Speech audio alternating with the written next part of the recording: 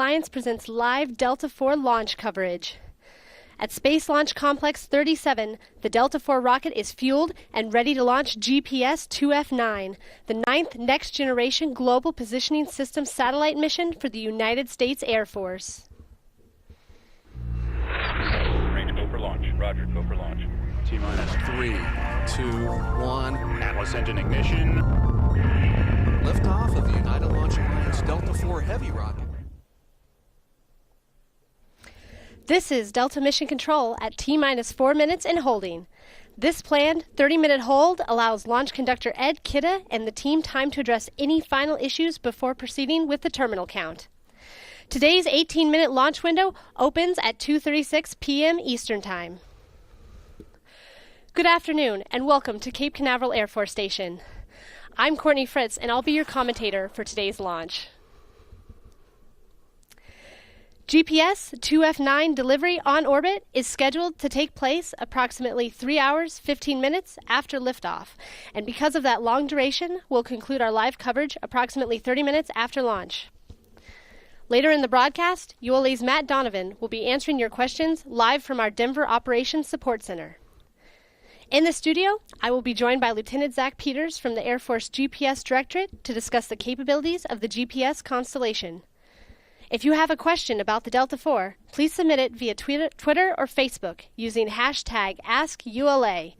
We'll answer as many of your questions as we can during the show. Today's launch is the 9th Block 2F satellite and the first of 3 planned Block 2F missions scheduled to launch this year.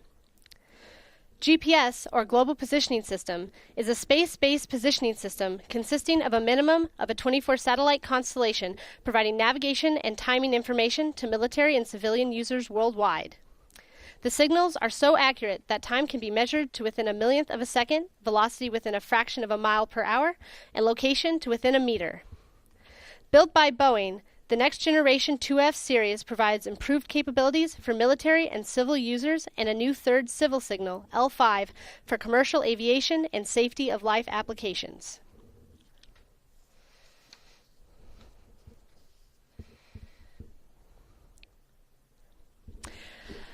This is Delta Mission Control at T-minus 4 minutes and holding. We will now go to Matt Donovan via webcam in the Denver Operations Support Center to answer a few questions. Hello, Matt.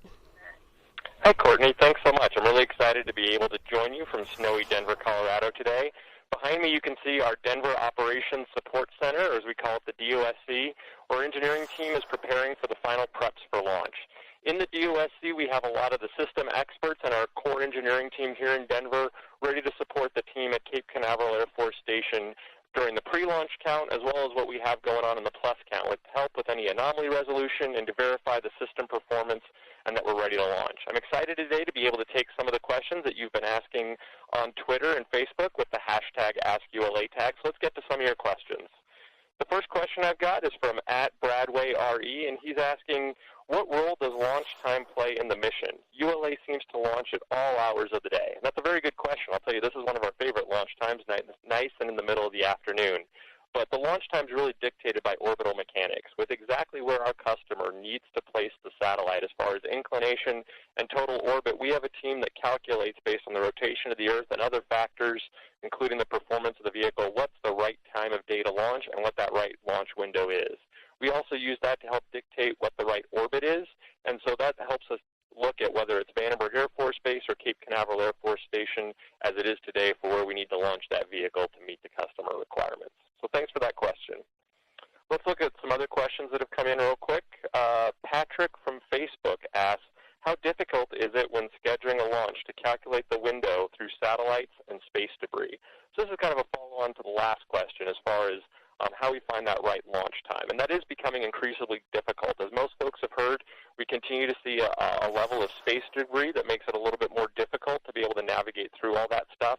And we're taking proactive actions as far as disposal burns, like we'll be doing for some of our upcoming missions, to make sure that we don't continue to add to that space debris. But we work with customers and support staff from the Air Force and other organizations to define what we call COLAs that tell us from a collision avoidance perspective what are our acceptable times to launch and when do we need to not launch to make make sure that we're not running into any areas of debris or any other major objects out there in orbit like the International Space Station. So that helps us make sure that we're on a path that's clear. And remember, space is a pretty big place. Let's look at our next question that came in from at the Old Man Par, and they asked, how much longer is the lifespan of Delta IV, until 2019 or 2020? So that we're launching a Delta IV medium vehicle today, and as our CEO, Tori Bruno, has announced recently, we're looking to retire that vehicle in that 2018-2019 timeframe, but we're fully committed to launching all the missions that our customers asked us to launch on that Delta IV medium configuration. And then what we'll be able to do beyond that is continue to launch our Delta IV Heavy, so the Delta IV itself isn't going away. As long as our customer needs that kind of capability in the future, we'll continue to launch that Delta IV Heavy. With our next generation launch system coming on board and our Atlas V capability, we can still span all the requirements that our customer has for missions.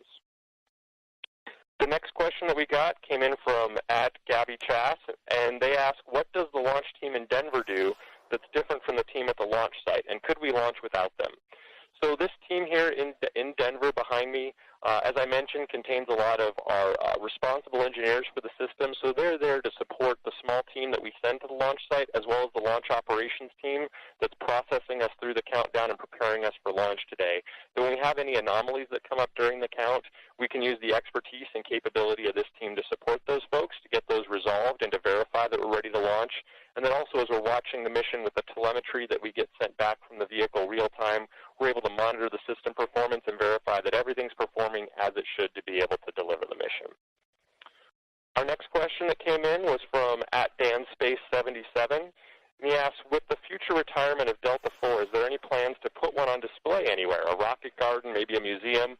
If you've ever gotten a chance to get down to Cape Canaveral, Florida, or maybe you've been out in Huntsville, Alabama, those are two great places to go see rocket gardens and have a lot of the vehicles that have enabled us to get to where we're at today. As I mentioned earlier, our Delta IV Heavy capability will be continuing for up to hopefully even the next 10 years or as long as our customer needs it. So we have plenty of time to figure out if there is the right opportunity to be able to put a launch vehicle on display for the public to be able to see in one of those forums.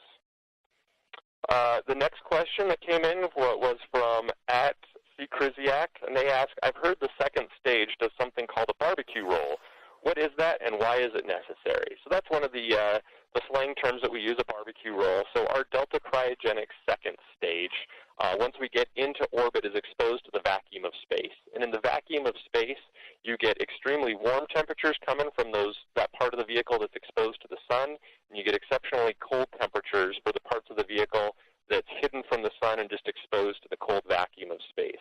So during this mission in the cold phases, we will rotate the vehicle in what's called a barbecue roll to be able to even out the thermal environments on the vehicle to make sure that the tanks, the components, the satellite, all the rest of that integrated stack that's going through that coast phase is appropriately thermally conditioned so that we were prepared to continue the mission when we get to that next burn.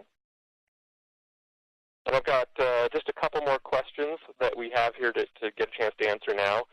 Again, at C. Kriziak was asking, my friend Emily from Huntsville wants to know, what is max-Q? So during today's flight, you'll hear Steve Agate during our plus count commentary call out max-Q. And what max-Q is basically the period in the flight when we experience maximum dynamic pressure on the vehicle.